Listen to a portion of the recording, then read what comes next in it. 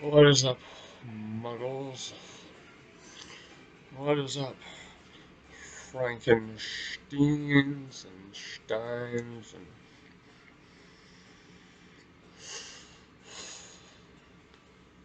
here I am, painted with my psychedelic camouflage.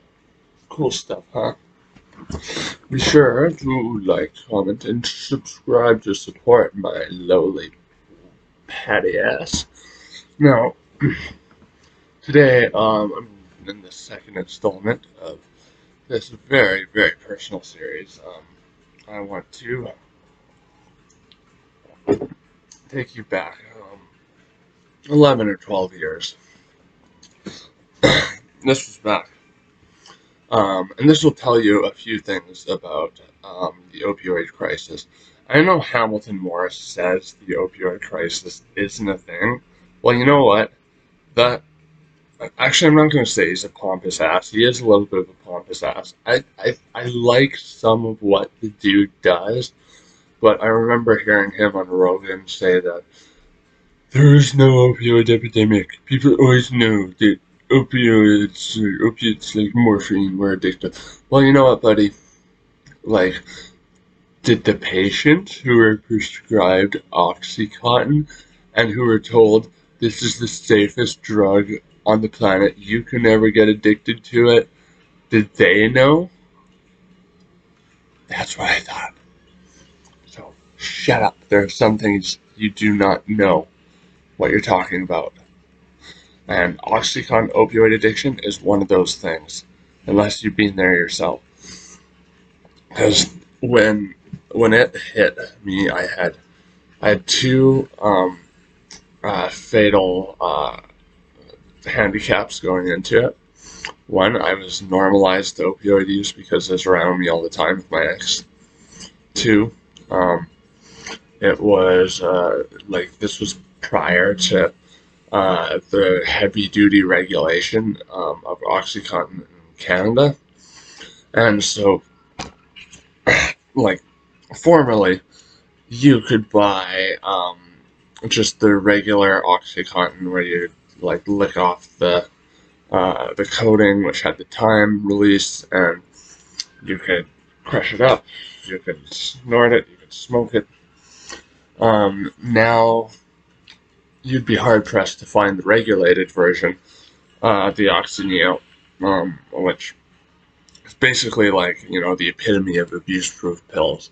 Because what it does is it essentially comes in like a little shell, and all the material inside it will basically, once it meets water, turn into gelatin. So you put it in your nose, it'll completely gel up your nose. Try to shoot it, it'll turn it into a big puddle of gel. So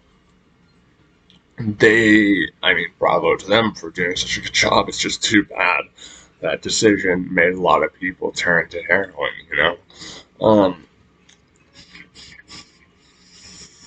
so, after I had cut loose my toxic ex, which, fuck her, man. Um, I started, because I stopped drinking. I was drinking very heavily and doing a lot of cocaine just to put up with her. But after a while, away from her, I went on a bit of a tear when it came to liquor and women. And then I didn't have much to fall back on when that wave kind of crashed and rolled in. And so, yeah, basically, I started getting a hold of Oxy 80s. Actually, no, so let's back up a bit. I started doing Oxys a little before that. Like, I tried them a couple of times. First orally, second time sniffed them, because I used to be able to get the 20s for like $2 from a friend of mine because his dad got like way overprescribed pain medication. Like, I'm talking like 200 milligram codeines and shit like that. Um, so I had done them a couple times. I knew the effects, and deep in my heart, I knew they were as addictive as heroin. but I didn't really want to admit that to myself. But then, yeah, so, all this chaotic, just tumbleweed through toxic, radioactive, fucking bullshit that was that relationship. Like, that came out the other side. Not a lot of twigs left on that tumbleweed. And so, what better to kill pain than the ultimate painkiller? I mean, now fentanyl is the ultimate painkiller, but this was before that. Um, so I found out that you could smoke Oxy 80s. And so I developed a bit of a ritual. And that was to watch Arrested Development. This was when it first started gaining traction as a show. Like it only had I think the first 2 seasons.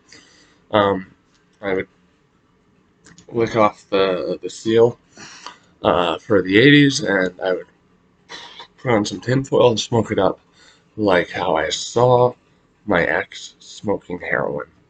Um, and honestly, I didn't develop a habit. I didn't do enough to develop a physical habit. It's one of those things that went once a month for 6 months, twice a month for a couple months, and then boom, bam, Canada in all our infinite wisdom decides to completely ban oxys. And so, yes, they came out with the Oxy Neo, one of the pills I just explained, completely tamper-proof. I mean, I tried abusing one once and didn't really do much of anything. So what did I know in my heart? If you'll recall what I was saying earlier, that it is the same as heroin. And mind you, I was definitely over the years a heroin addict, not so much a fentanyl addict. I've done fentanyl. I mostly, when I've gone into precipitated withdrawal from Suboxone, because it's the only thing strong enough to kick all of the Suboxone particles off your opioid receptors. And, yeah, sorry, this just reminds me of something that I'll talk about in my next video. Um, and so, I went on my way to find heroin. And, it wasn't, though, until I had told my physician that I had used oxycontin and was considering using heroin. I hadn't used heroin yet at this point in my life. They put me on methadone. At 16 years old. Let me tell you a little something about what that does to an underdeveloped brain. Because I was a bit of a late bloomer puberty-wise.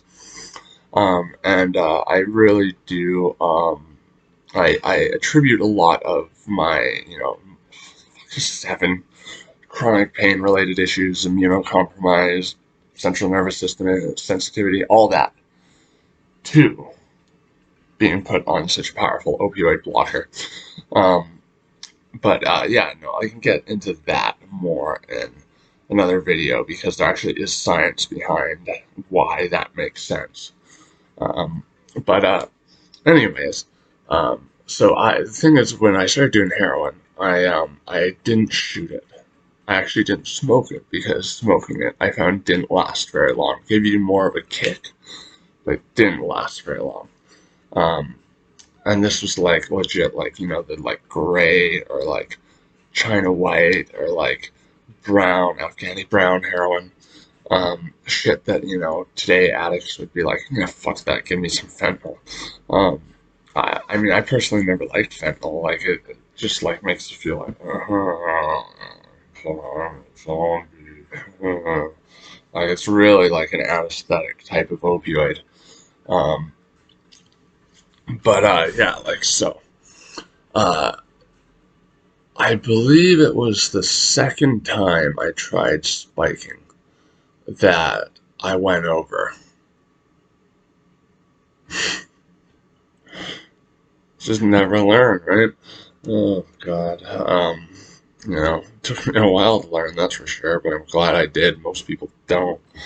Um, but I caught a lucky break here, so um, again, this was before people were like rolling out fentanyl left and right, and so I had gone to a dealer. I had procured some heroin, about a quarter of a gram, so that's 250 milligrams. So they say it's usually a little lighter than that. It was from I mostly went to kind of like Asian gangs, like triads sort of thing. And so I get it, go home, because I knew how to shoot up because of my ex. Um, she shot me up with cocaine when I was like 15, which like that is like crack times 1,000. Like your head's going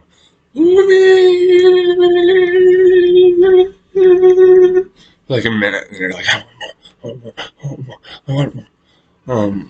But yeah. So, anyways, I spiked that up, and the interesting thing was I didn't go out immediately. I had enough time, and in this time, I did not suspect a single thing was wrong. I went up. I was just like, oh, I should go to sleep right now. Because the thing is, especially the first few times you do heroin, it's like just this. The way I described it was like this warm caramel blanket, just whoosh, everything's gonna be all right, baby. Everything's gonna be all right, baby. Sort of thing.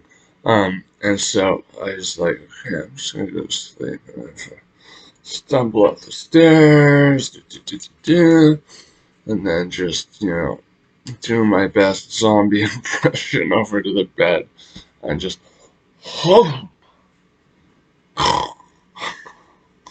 and I think maybe my sleep apnea may have played a part here, because I only did about a point and a half, which is still not, I mean, it's still a lot to someone who doesn't have much of a tolerance, except for the 2 milligrams of, or 5 milligrams of methadone I was on at the time. Um, and yeah, so the next thing I remember, I don't remember going out or anything. Ooh, that's cool.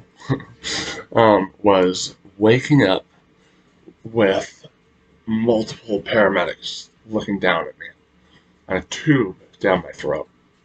I'm going, and they're like, oh, he's coming back, he's coming back, he's coming back, he's coming back. It doesn't get much scarier than that, right? I was still in my house. I wasn't in the hospital, but I was still in my house. Um, and yeah, I mean, I remember my mom thinking it was like sleep apnea or something, because as I said in the previous installment, sleep apnea has done this to me before, and I think there could be a combination of the two going on. But yeah, so apparently what happened is my mom went in, saw me, I was completely blue in the face, and uh wasn't breathing, so she put me on my side, and called the cavalry, and holy fuck did the cavalry come. I mean, fire trucks, ambulances, the whole 9 yards. Yeah, that was some serious shit, man. And so yeah, basically, they they took the tube out of my mouth once they could verify that I could breathe on my own, and yeah, I remember I was just it's because I would think I was in denial about what happened, so I was crying, and I was trying to go with the whole sleep apnea thing. I couldn't even remember that I had done the heroin at that point. Um, but yeah, even though you could see on my arm there was like blood, and the paramedics noticed it as they were doing they're finalizing their interviews to get a read on what happened. I think they knew what the deal was, but I just wouldn't relent, and so that happened, and I can't remember how long they said I was out for. They said at least 5 minutes, so I'm lucky I didn't get brain damage there. There's nothing compared to the time after this, but that's much more of a sensitive issue for me personally. But I mean, I'll get into it. But yeah, some of the things I said here though reminded me that I wanted to talk about a few things regarding um, my habit and how it relates to the system, and how the system's use of opioids, methadone, Suboxone, these things that wall off your opioid receptors, I think may have been the antecedent to me developing so many issues, pain related, central nervous system related, immuno uh, compromised type stuff. But I'll get into that in the next one. Um, and yeah, stay tuned for the last one. Just please, for the last one, what I'll be talking about is going to be probably the most sensitive issue in my life. So I urge you with a great deal of earnesty to just please be kind on that. I'm still debating in my head whether I even want to share that, because this is already objecting enough as it is, but um, it gets worse. It gets worse. But yeah. Anyways, I've gone on for long enough. Thanks for checking it out.